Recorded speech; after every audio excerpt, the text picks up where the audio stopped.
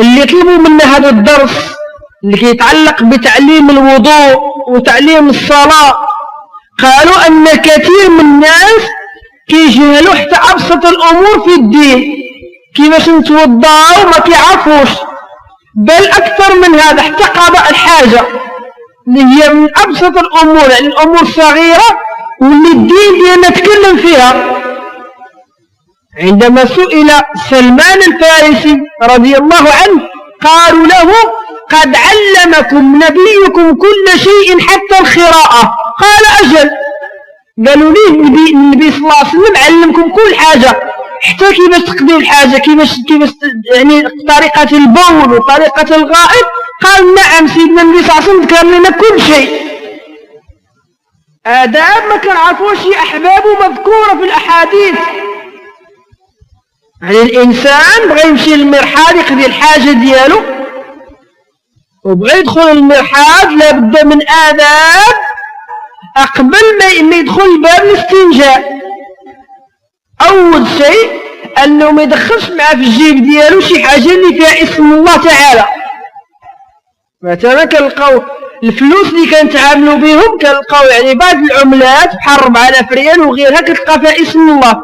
يعني الإنسان إلا كان في الدار في البيت ديالو يوضع الأوراق ويوضع كاع أي ورقة فيها اسم الله ما يدخلوش للمرحاض إلا للضرورة، إلا لحصل في شي مكان ما يمكنش، يعني ما كاينش شي مكان ديال الأمان في المسجد اللي غادي يحط الفلوس يخاف يمشيو ليه ولا الوريقات، لا بأس، وإلا ما يدخلش معاه اسم الله تعالى. عن أنس رضي الله عنه أن النبي صلى الله عليه وسلم كان كيلبس خاتم منقوش فيه محمد رسول الله، فكان إذا دخل الخلاء وضعه. إذا بغى سيدنا النبي صلى الله عليه وسلم يمشي يقضي الحاجة ديالو كان كيحيد الخاتم وكيوضعه. علاش؟ لأن مذكور فيه محمد رسول الله. هذا الحديث رواه الأربعة.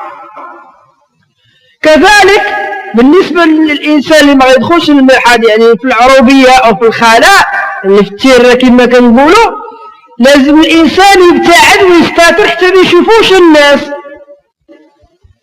عن جابر رضي الله عنه قال: خرجنا مع النبي صلى الله عليه وسلم في سفر، فكان لا يأتي البراز حتى يغيب فلا يرى. رواه ابن ماجه.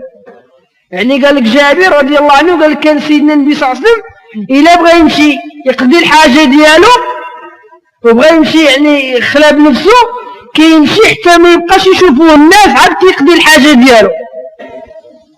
كذلك الجهر بالتسمية والاستعاذة عند دخول البنيان أو عند تشمير الثياب في الخلاء.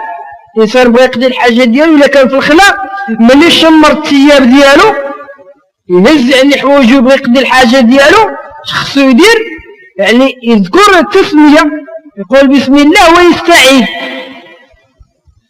أما إذا كان في الديور يعني في مكان البنيان وبغى يدخل المرحاض في الدار، أول ما يدخل برجله اليسرى ويذكر اسم الله سبحانه وتعالى، يقول بسم الله ثم يدعي بالدعاء.